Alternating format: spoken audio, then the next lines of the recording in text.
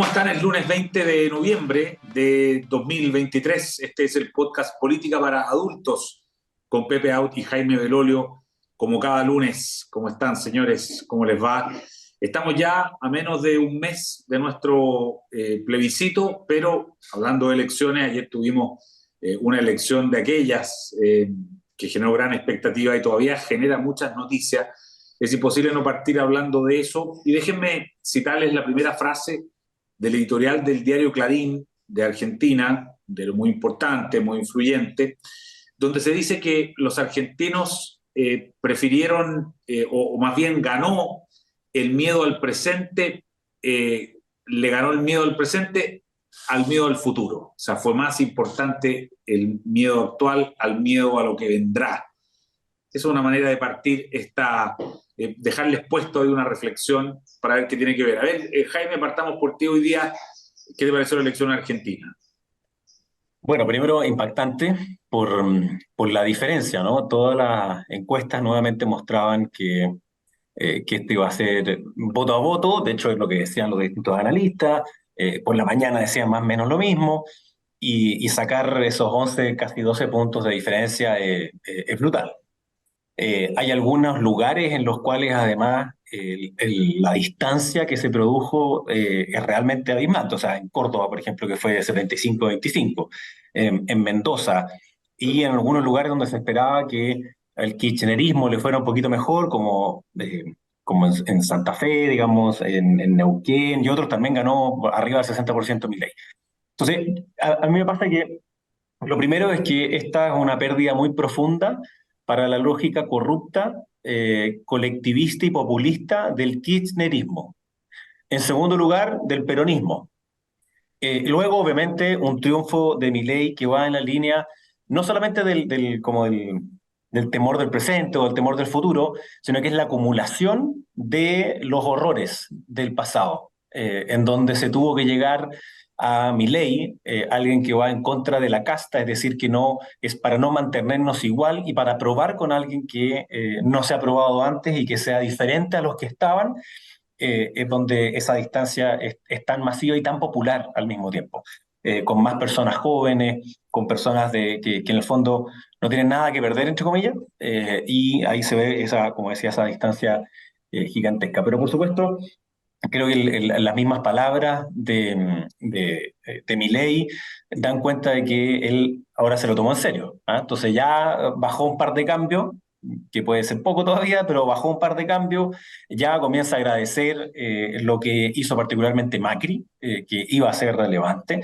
y lo mismo con Bullrich, pero particularmente Macri, que en el fondo era como la, la el que aquí va a haber experiencia en cómo se gobierna y el segundo que no va a ser un desbande. Es decir, guardando todas las proporciones, es que no le fuera a pasar más o menos lo que le pasó acá al Frente Amplio, en donde que fue una oposición muy radical y que luego llega y piensa que solo por el hecho de estar ellos allí, entonces las cosas van a cambiar. En este caso en Argentina tiene una dificultad adicional. No pueden caer en ese error, pero tiene una adicional, que es que evidentemente lo que sucedió el día de ayer va a ser que las fuerzas radicales de izquierda en Argentina ya se estén preparando para hacer todo tipo de bloqueo y todo tipo de cuestiones para evitar que se produzcan algunas modificaciones o el propio gobierno de Milei. Así que impactante, sorpresivo por su distancia, no por el hecho de que haya ganado. En algún momento nosotros lo conversamos acá, en que había un fenómeno de que era súper particular, y creo que fue más que solo el problema del presente, creo que el problema del pasado que traído al presente, la gente en ese hartazgo dijo: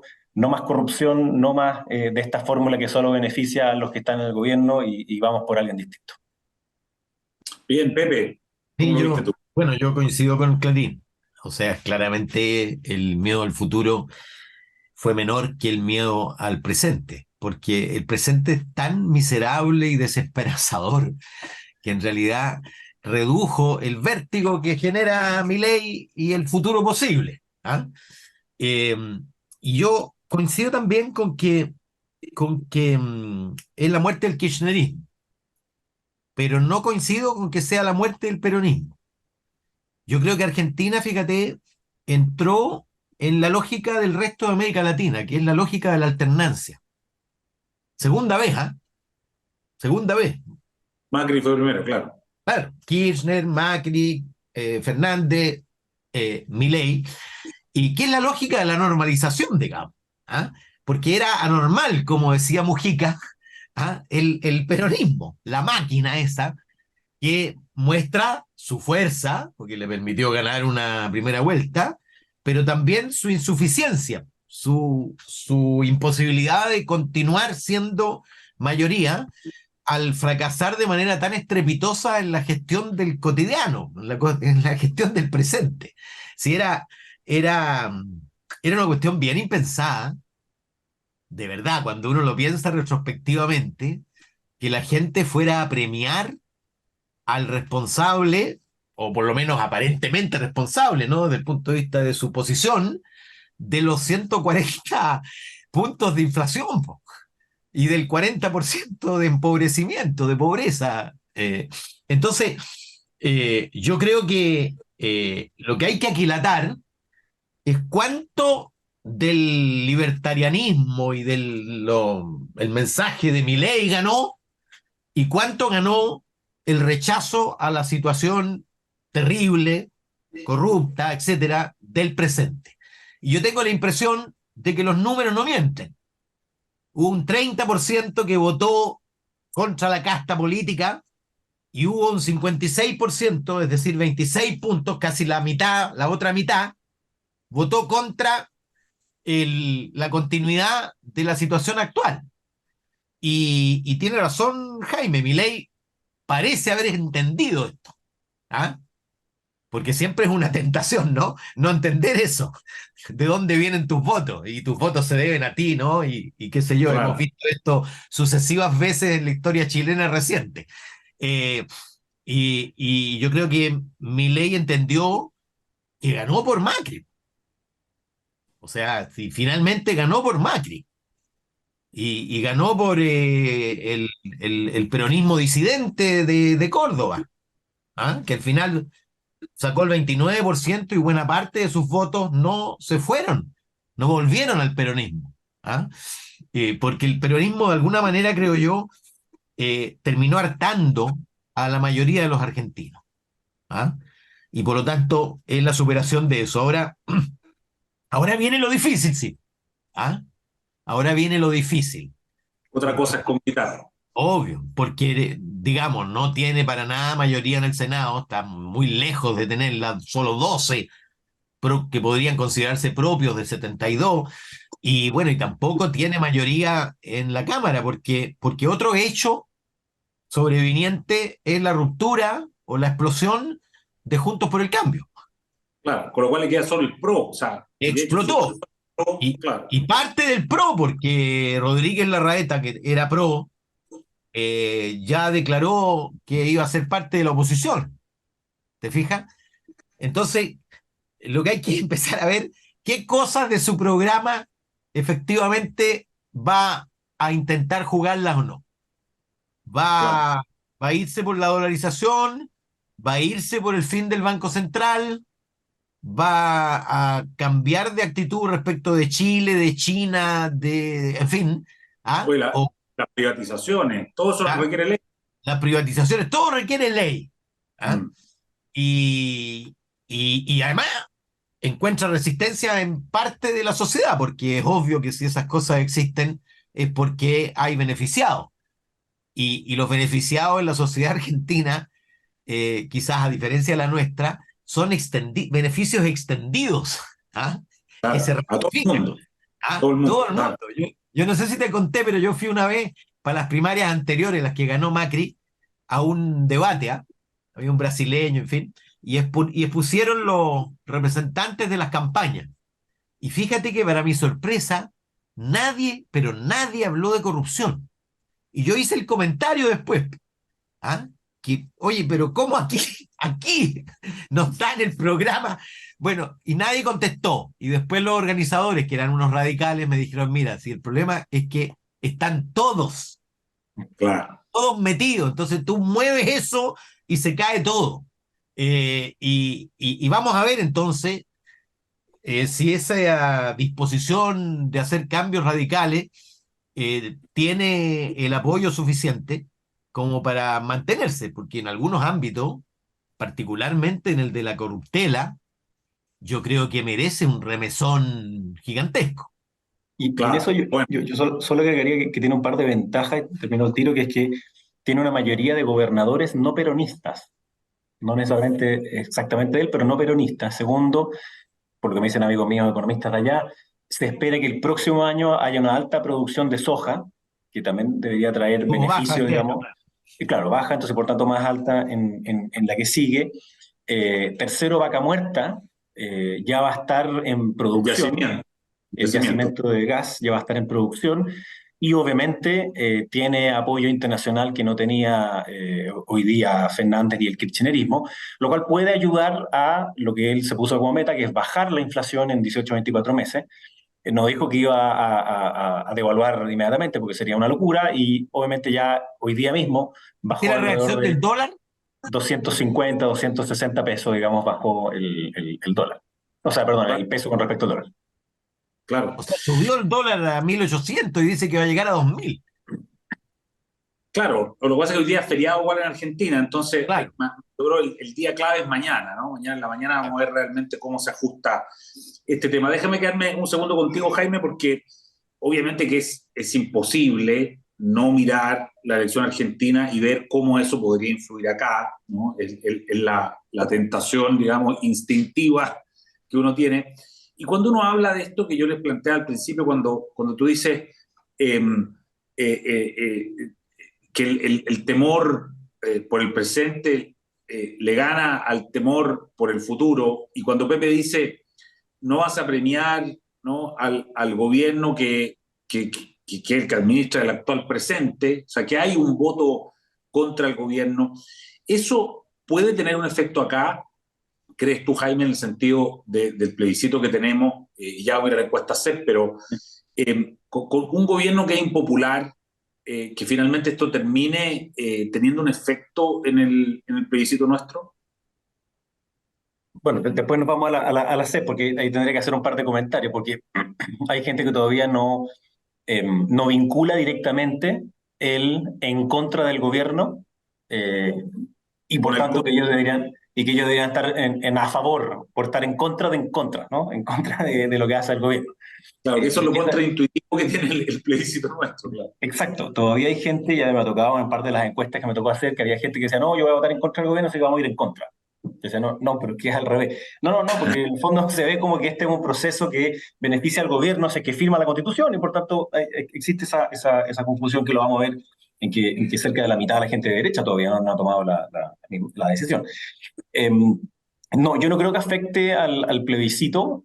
Sí hay una línea que creo que puede tener algún tipo de efecto, que es que la campaña del terror que hizo el kirchnerismo, es decir, las personas no comulgan con la carreta y viendo la franja del en contra, tiene una cantidad de mentiras burdas impresionante. Es una campaña del terror. Entonces, al parecer siguieron los mismos consejos estratégicos, digamos, pero si uno lo ve para atrás, eso no funciona, porque el futuro es tan corto, precisamente vale mucho más el presente que el futuro, muy exacerbadamente, que la mentira tiene patas cortas, más cortas que nunca más en un mundo de redes sociales. Entonces, creo que ese podría ser el único efecto así como directo y lo otro, el aprendizaje como para la derecha, ¿no? Que en una segunda vuelta tiene que haber una unidad total y no tensiones, o sea, aquí hubo tensiones brutales, pero después terminaron realmente unidos, cosa que nos costó a nosotros la vez pasada.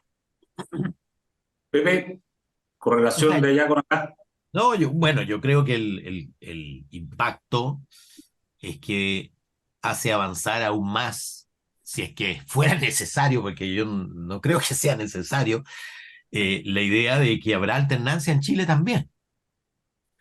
Yo creo que esa es la principal, el principal impacto, aun cuando sea con un desfase de 18 meses, de 20 meses, en fin, lo que queda en evidencia es que la alternancia es la norma, ¿ah? De que es muy difícil que representantes de un gobierno que esté mal evaluado, ¿ah? Eso ocurría antes, ¿ah? Un gobierno mal evaluado podía perfectamente elegir o no elegir. Hoy día es muy difícil.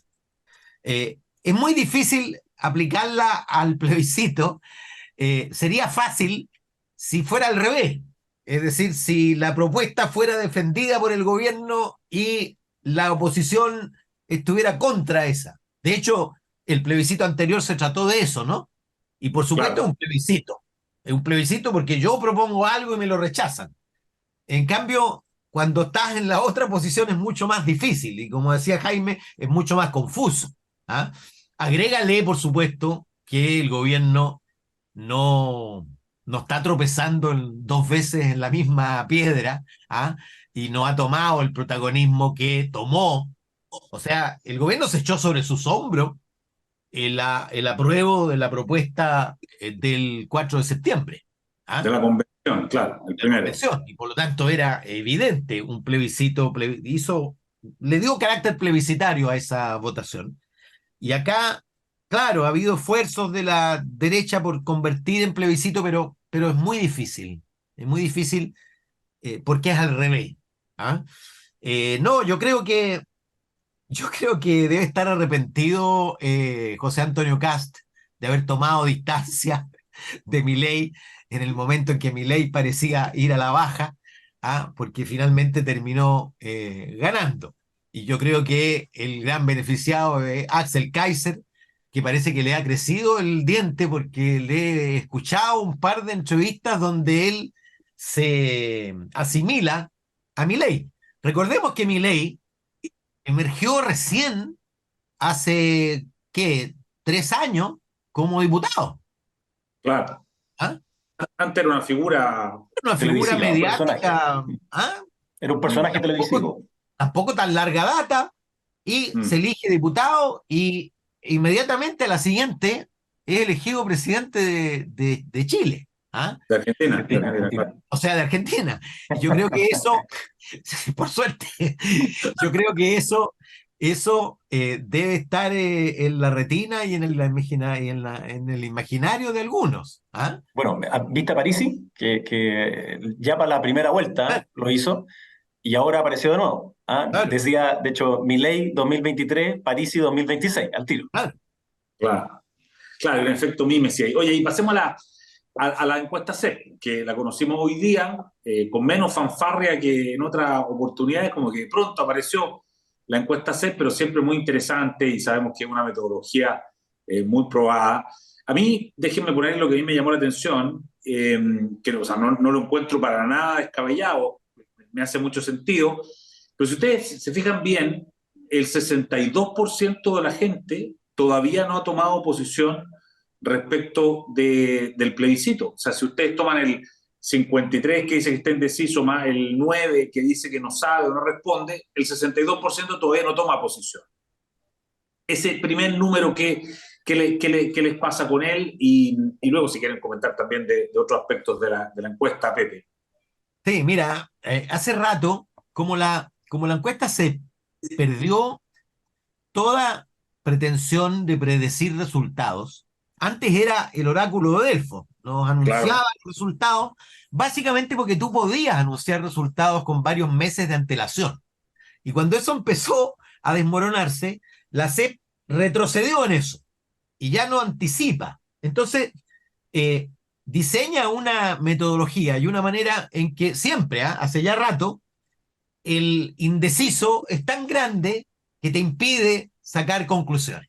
¿Ah? Porque claro, si las cosas caminan como las otras encuestas, va a decir, bueno, la relación a favor y en contra más o menos se repitió. En cambio, si pasa lo otro, bueno, había tantos indecisos que se desplazaron. En fin, yo creo que es parte más bien de la estrategia conservadora de no mojarse. ¿Ah? Ya lo vimos en la encuesta, en la presidencial anterior.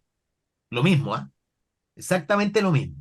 A mí, creo yo que con tanta encuesta semanal, la encuesta se perdió valor para las elecciones y está convirtiéndose en una encuesta que tiene la gracia de que es la mejor encuesta de Chile, lejos, la más cara, porque es probabilística, es de hogares, y lo que ha ido ocurriendo entonces es que te enseña cosas que no te muestra ninguna otra encuesta. porque es un cuestionario largo, porque se puede permitir un zoom más preciso. Mira, ahora hacen un zoom sobre la inmigración, muy interesante.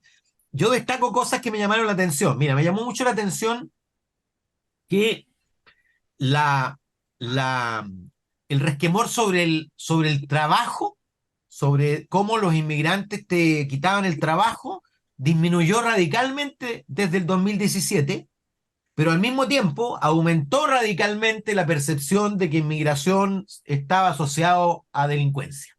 O sea, bajó la cuestión, el temor laboral y subió enormemente.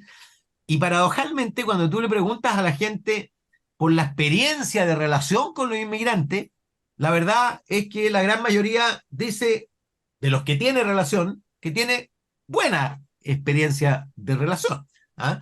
Y lo otro que me llamó mucho la atención es que respecto de junio, fíjate que sube de 59 a 70% los encuestados que prefieren líderes políticos que construyan acuerdos, aún cediendo en sus posiciones. Fíjate, contra lo que uno podría esperar, porque normalmente a medida que se acercan las elecciones se polarizan las cosas, y aquí lo que parece predominar es la voluntad de que los políticos dejen de pelear y se pongan de acuerdo. ¿Mm? Claro, porque se había demonizado eso, se hablaba de la cocina, esto es Claro. una cocina política, y era demonizado y ahora la gente dice, ¿sabe Mira, qué? Mejor, interesante. y lo otro Ahora, interesante, los partidos. Fíjate que, bueno, tú sabes, 37% marca algún partido. Simpatiza usted o se identifica con. Y claro, los partidos más fuertes son republicanos y socialistas, pero ambos con 7%. claro, Partido de la Gente prácticamente desaparecido. Los dos partidos, los tres partidos de Chile Vamos en 2%, en 1%, en 0%. Los otros partidos, ¿para qué decir RD, por supuesto, virtualmente desaparecido, missing in action? ¿Ah?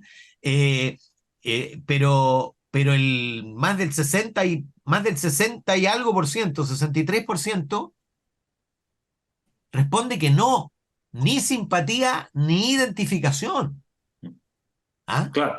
Entonces, eso se condice con, Con el mismo 62% que no tiene claro, decidido, claro. claro,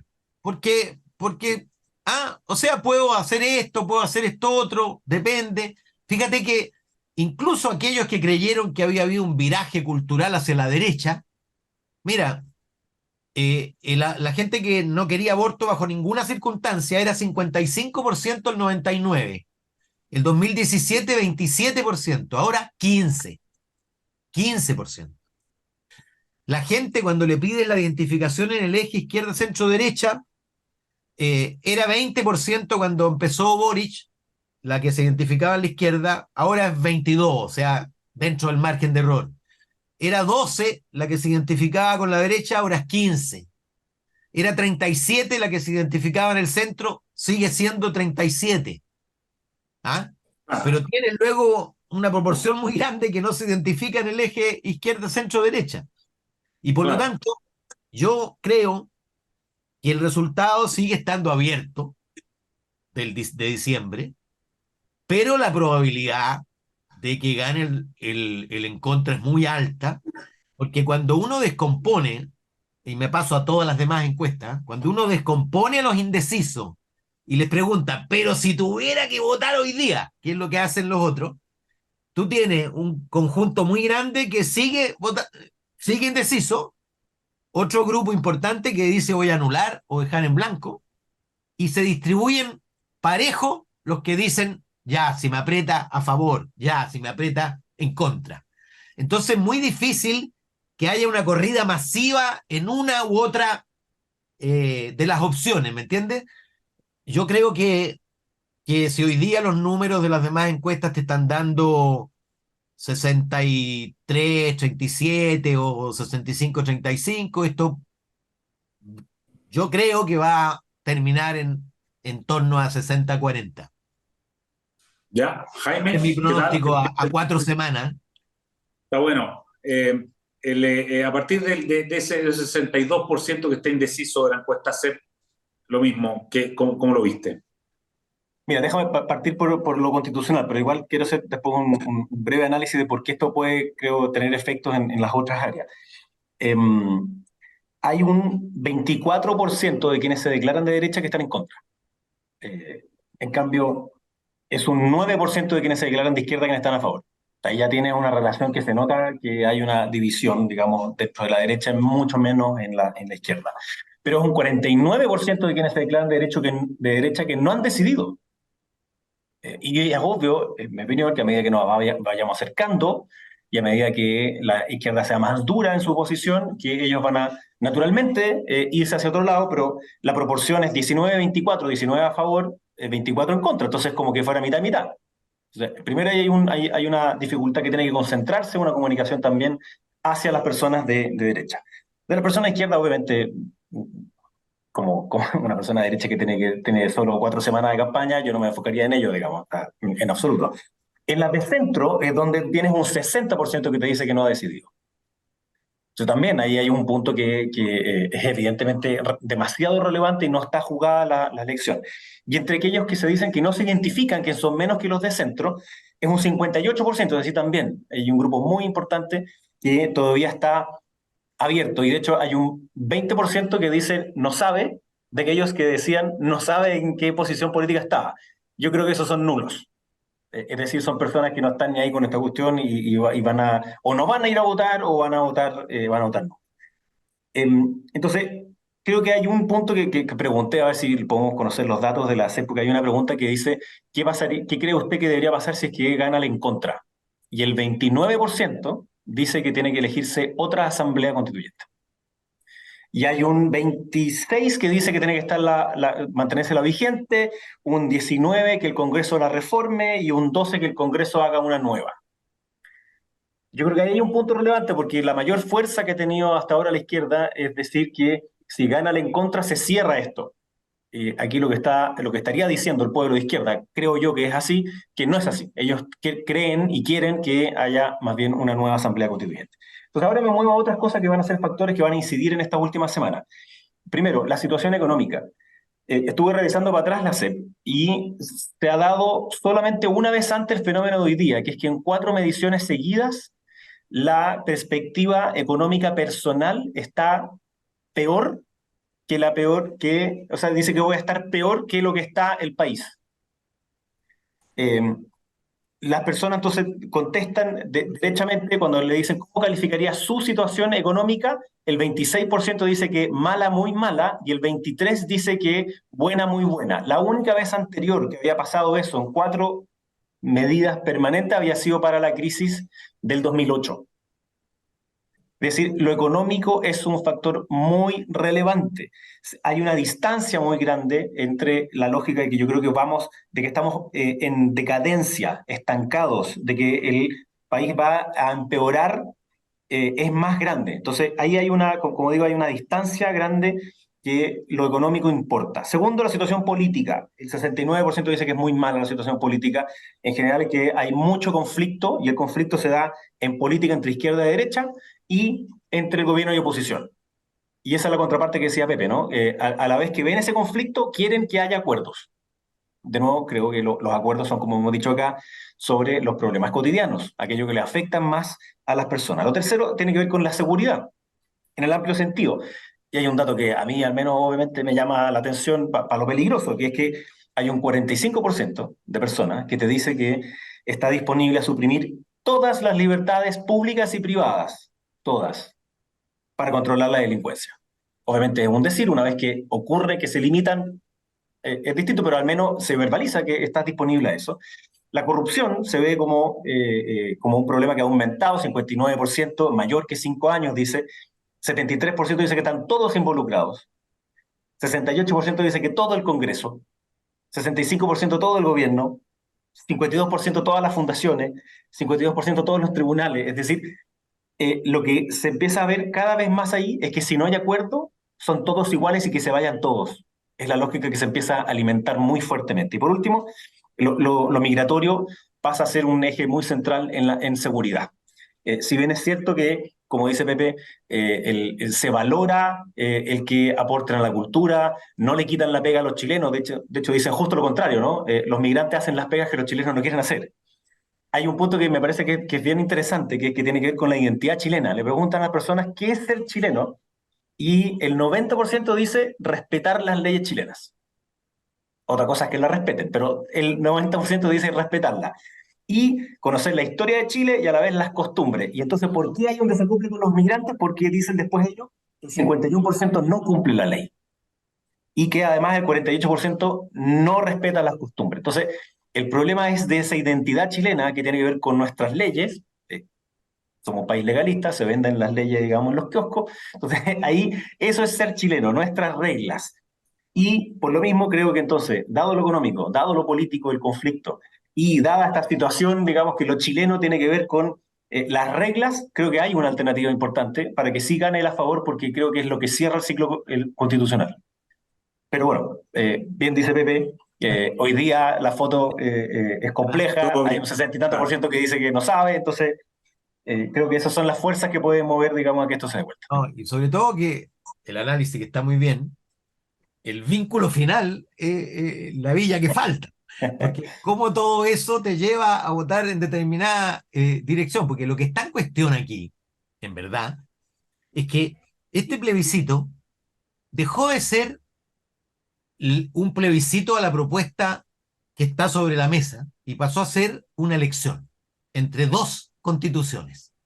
La constitución que llamaban graciosamente de los cuatro generales, ¿ah? Y la constitución propuesta por el Consejo Constitucional. ¿Y por qué está ganando el a favor? Porque cuando tú preguntas en todas las encuestas, El en contra. el en contra, perdón, cuando tú preguntas en todas las encuestas, cuando haces además la pregunta, ¿qué constitución le gusta a usted más? Gana la constitución vigente por una cifra muy significativa, muy similar a la correlación a favor en contra. ¿Ah? Lo que ahora, por supuesto, son las impresiones de la gente. La gente no conoce bien ni la constitución vigente y menos todavía la constitución propuesta. Pero de todas maneras toma posición.